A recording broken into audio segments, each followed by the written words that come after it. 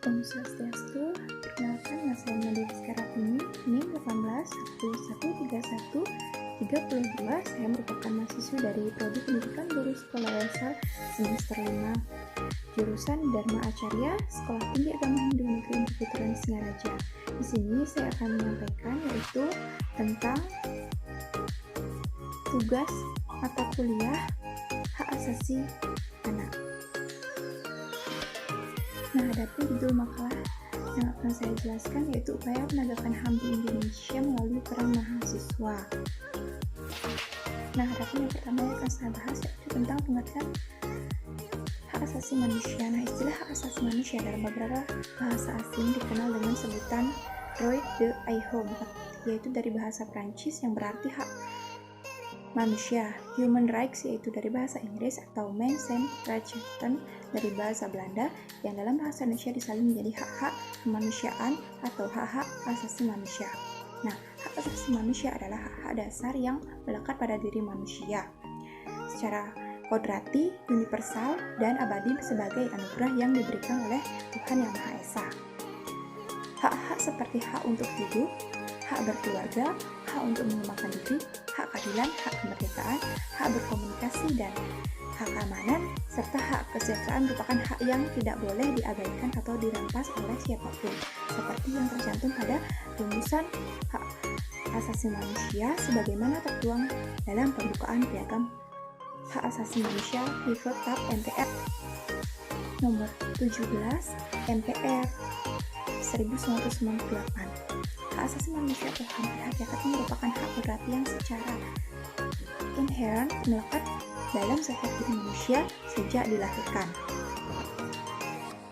Nah, untuk menyamakan persepsi terhadap beberapa istilah yang ditemukan dalam masalah HAM dan sekaligus menghindarkan timbulnya penafsiran sepihak, maka pengertian-pengertian tentang HAM diangkat langsung dari rumusan-rumusan Undang-Undang Nomor 39 Tahun 1999 sebagai berikut. Yang pertama itu pada hak asasi manusia, di mana hak asasi manusia adalah sebagai hak yang melekat pada hakikat dan keberadaan manusia sebagai makhluk Tuhan Yang Maha Esa dan merupakan anugerahnya yang wajib dihormati, dijunjung tinggi, dan dilindungi oleh negara, hukum, pemerintah, dan setiap orang demi kehormatan serta perlindungan harkat dan martabat manusia.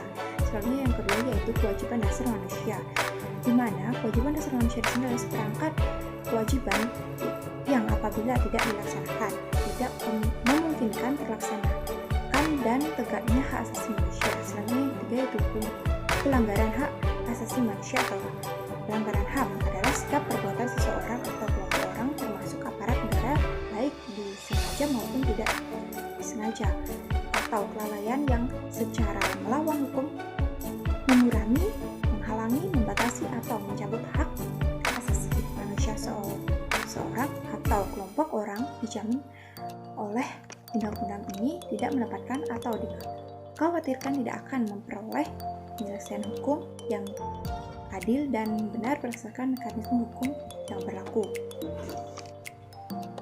Selanjutnya pembahasan yang kedua yaitu sejarah HAM. HAM dimulai pada saat berakhirnya Perang Dunia II dan negara-negara penjajah berusaha menghapuskan segi-segi kebobrokan daripada penjajahan, sehingga pemikir-pemikir Barat mencetuskan konsep Declaration of Human Rights atau yang disingkat dengan DHUM pada tahun 1948. Semula konsep HAM ini secara sukarela dijual ke semua negara yang sedang berkembang atau negara bekas jajahan yang tidak banyak mendapat respon. Banyak negara tidak bersedia menandatangani Declaration of Human Rights. Hak asasi manusia atau HAM dilahirkan oleh sebuah komisi PBB yang dipimpin Eleanor Roosevelt dan pada tanggal 10 Desember 1948 secara resmi diterima oleh PBB sebagai Universal Declaration of Human Rights. Pada awalnya, deklarasi ini hanya mengikat secara formal dan moral anggota PBB, tetapi sejak tahun 1957 dilengkapi 3 perjanjian. Yang pertama yaitu International Covenant on Economic, Social, and Cultural Rights. Soalnya yang kedua yaitu International Covenant on Civil and Political Rights. Dan yang ketiga yaitu Optional Protocol of the International Covenant of Civil and Political Rights. Nah, ketiga dokumen tersebut diterima Sidang Umum PBB pada tanggal 16 Desember 1965 dan kepada anggota PBB diberi kesempatan untuk meratifikasinya. Setiap negara yang meratifikasi dokumen tersebut berarti terikat dengan ketentuan dokumen tersebut. Kovenant tersebut bertujuan memberi perlindungan atas hak-hak atau rights dan kebebasan atau freedom pribadi manusia. Setiap negara yang meratifikasi kovenant tersebut menghormati dan menjamin semua individu di wilayah kekuasaannya dan mengakui kekuasaan pengadilan hak-hak yang diakui dalam kovenant tersebut tanpa membedakan ras, warna kulit, jenis kelamin, bahasa, agama, pendapat politik, asal-usul, kebangsaan atau sosial, harta milik, kelahiran, atau status lainnya. Meskipun telah disepakati secara aklamasi oleh sejumlah anggota PBB, baru 10 tahun kemudian perjanjian itu dapat diberlakukan. Ini sebabnya pada tahun 1976, baru 35 negara bersedia meratifikasi. Bahkan, tidak berbeda dengan Indonesia, negara yang merasa dirinya kampion dalam hak asasi manusia seperti USA dan Inggris hingga awal dekade 1990-an belum meratifikasi kedua kovenant tersebut. Jadi kita akan masuk ke pembahasan yang ketiga, yaitu perkembangan dan upaya penegakan HAM di Indonesia. Nah, berikut adalah perkembangan HAM di Indonesia. Yang pertama yaitu periode sebelum kemerdekaan pada tahun 1908 sampai 1945. Budi Utomo dalam konteks pemikiran HAM pemimpin oleh Budi Utomo telah memperlihatkan adanya kesadaran berserikat dan mengeluarkan pendapat melalui petisi-petisi yang dilakukan kepada pemerintah kolonial maupun dalam tulisan yang dalam surat kabar Goeroe Desa. Bentuk pemikiran HAM Budi Utomo dalam bidang hak kebebasan berserikat dan mengeluarkan pendapat, Perhimpunan Indonesia lebih menitik beratkan pada hak untuk menentukan nasib sendiri. Syarikat Islam menekankan pada usaha-usaha untuk memperoleh penghidupan yang layak dan bebas dari penindasan dan diskriminasi rasial. Partai Komunis Indonesia sebagai partai yang berlandaskan paham Marxisme lebih condong pada hak-hak yang lebih bersifat sosial dan menyentuh isu-isu yang berkenaan dengan alat reproduksi. Industri partai pemikiran HAM yang paling menonjol adalah hak untuk mendapatkan kemerdekaan serta mendapatkan perlakuan yang sama dan hak kemerdekaan. Contohnya Partai Nasional Indonesia mengedepankan pada hak untuk memperoleh kemerdekaan. Organisasi Pendidikan Nasional Indonesia menekankan pada hak politik, yaitu hak untuk mengeluarkan pendapat, hak untuk menentukan nasib sendiri, hak berserikat dan berkumpul, hak persamaan di muka hukum, serta hak untuk turut dalam penyelenggaraan negara. Pemikiran HAM sebelum kemerdekaan juga terjadi perdebatan dalam sidang PKI antara Soekarno dan Sutomo di satu pihak dengan Muhammad Hatta dan Muhammad Yamin pada pihak lain. Terdapat pemikiran HAM yang terjadi dalam sidang PKI berkaitan dengan masalah hak persamaan kedudukan di muka hukum, hak atas pekerjaan dan penghidupan yang layak, hak untuk memeluk agama dan kepercayaan, hak berserikat, hak untuk berkumpul, hak untuk mengeluarkan pemikiran dengan tulisan dan lisan. Selanjutnya yang kedua yaitu periode setelah kemerdekaan pada tahun 1945 sampai sekarang, yaitu periode yang pertama periode 1945 sampai 1950. Pemikiran HAM pada periode awal kemerdekaan masih pada hak untuk merdeka, hak kebebasan untuk berserikat melalui organisasi politik yang didirikan, serta hak kebebasan untuk menyampaikan pendapat terutama di parlemen. Pemikiran HAM telah mendapat legitimasi secara formal karena telah memperoleh pengaturan dan masuk dalam hukum dasar negara atau konstitusi, yaitu Undang-Undang Dasar tahun 1945. Komitmen terhadap HAM ya pada periode awal sebagaimana ditunjukkan dalam maklumat pemerintah tanggal 1 November 1945. Maka selanjutnya memberikan keleluasaan kepada rakyat untuk mendirikan partai politik sebagai tertera dalam Rumah Pemerintah tanggal 3 November tahun 1945. Selanjutnya yang kedua yaitu periode tahun 1150 sampai 1959. Di dalam perjalanan negara Indonesia dikenal dengan sebutan periode demokrasi parlementer. Pemikiran HAM pada periode ini mendapatkan momentum yang sangat membanggakan karena suasana kebebasan yang menjadi semangat demokrasi liberal atau demokrasi parlementer mendapatkan tempat di kalangan elit politik. Selanjutnya yang ketiga itu periode tahun 1959 sampai 1966. Pada periode ini sistem pemerintahan yang adalah sistem demokrasi terpimpin sebagai reaksi penolakan Soekarno terhadap sistem demokrasi parlementer.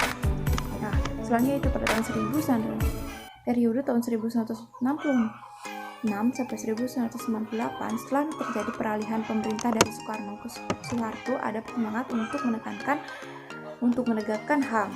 Pada masa awal periode ini telah diadakan berbagai seminar tentang HAM. Salah satu seminar tentang HAM dilaksanakan pada tahun 1967 yang merekomendasikan gagasan tentang perlunya pembentukan pengadilan HAM, pembentukan komisi dan pengadilan HAM untuk wilayah Asia.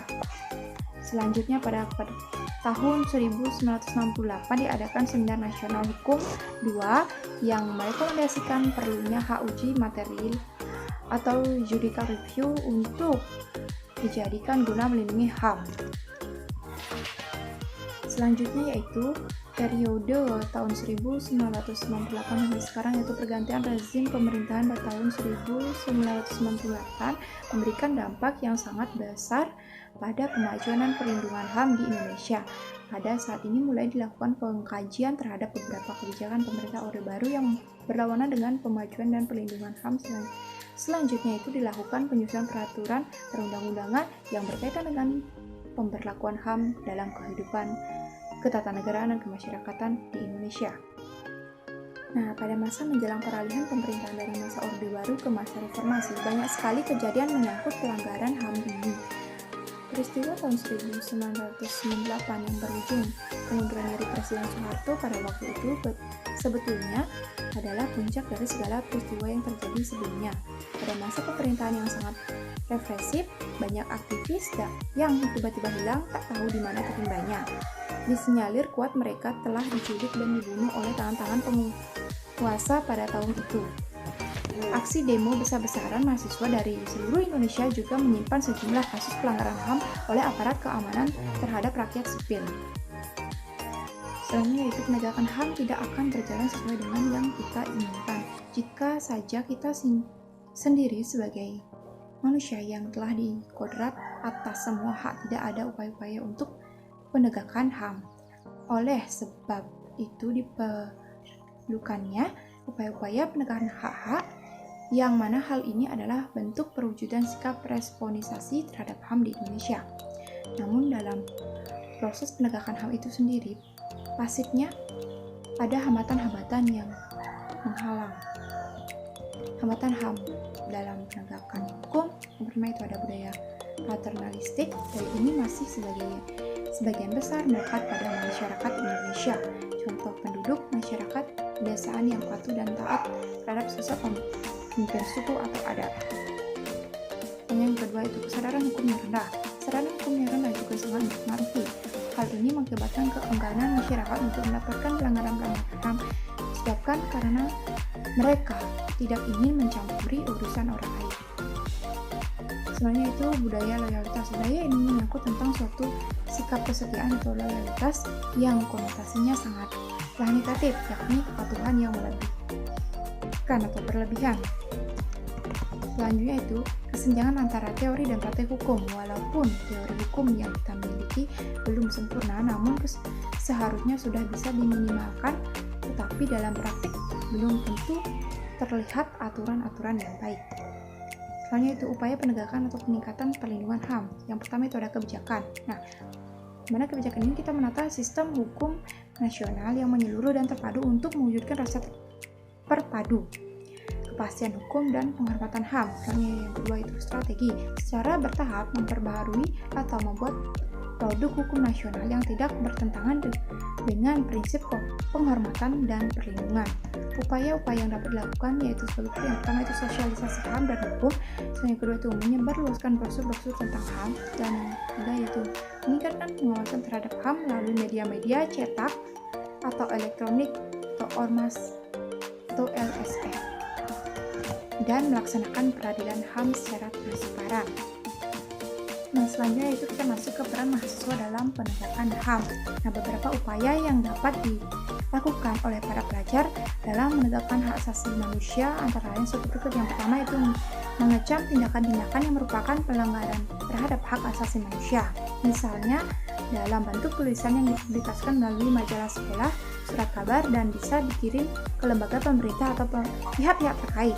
Bisa juga ditulis dalam bentuk poster dan demonstrasi secara tertib. Selanjutnya yang kedua itu mendukung upaya lembaga yang berwenang untuk menindak secara tegas pelaku pelanggaran HAM. Misalnya mendukung upaya negara untuk menindak tegas para pelakunya dengan menggelar peradilan HAM dan mendukung upaya penyelesaian melalui lembaga peradilan HAM internasional apabila peradilan HAM yang dilakukan suatu negara mengalami jalan buntu. Selanjutnya yang ketiga yaitu mendukung dan ikut serta dalam setiap upaya yang dilakukan pemerintah dan masyarakat untuk memberikan bantuan kemanusiaan.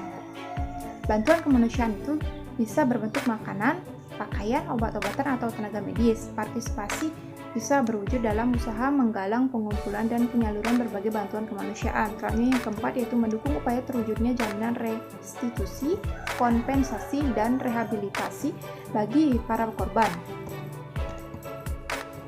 Nah, selain keempat cara tersebut, kita juga dapat melakukan cara yang lain seperti melaporkan setiap pelanggaran HAM kepada aparat yang berwenang, serta dengan menyebarluaskan pemahaman HAM kepada masyarakat luas. Nah, kedudukan dan peran mahasiswa, berbicara mengenai kedudukan bukan berarti duduk dalam sebuah kursi panas, yakni menjadi seorang pemimpin dari suatu gerakan aktivis tertentu dalam membela HAM. Lalu, apa maksudnya kedudukan mahasiswa dalam menegakkan HAM? Nah, kedudukan pertama-tama berarti mahasiswa mengenal baik siapa mereka sebenarnya. Pertanyaan ini boleh juga dijadikan sebagai pertanyaan relektif atas diri setiap para mahasiswa, baik secara pribadi maupun sebagai kelompok tertentu. Siapakah engkau mahasiswa? Nah, dengan bertanya dan merefleksikan hal yang demikian, maka setiap mahasiswa akan sadar di mana letak dan kedudukan serta peran mereka dalam penegakan HAM itu sendiri. Kembali pada realita bahwa selama ini peran mahasiswa yang paling nyata dalam menegakkan HAM adalah dalam tindakan demo bersama, pergi ke sana kemari hanya untuk menyuarakan sesuatu yang tidak ada kepastiannya. Oleh karena itu timbul pertanyaan, apakah dengan melakukan demo maka segalanya akan segera berubah sesuai dengan yang diharapkan? Pertanyaan ini tidak bisa dijawab kecuali realita yang menyatakannya kembali dalam hidup masyarakat sehari-hari. Banyak mahasiswa yang lebih menyelesaikan masa studinya pada universitas tertentu, mendapat gelar sarjana atau apapun. Tetapi akhirnya apa yang terjadi? Mereka sebagian besar pengangguran, hidupnya ternyata tidak lebih baik dari apa yang diharapkan sebelum memasuki dunia universitas. Sementara selama masa pendidikan, mereka sangat aktif dalam gerakan-gerakan membela HAM dengan melakukan demo atau apapun lainnya, tetapi hasil dari perjuangan itu tidak tampak dalam hidupnya. Oke, sekian yang dapat saya jelaskan. Jika terdapat kesalahan maupun kekurangan dalam penjelasan materi, saya mohon maaf yang sebesar-besarnya. Akhir kata saya tutup dengan Om Santi.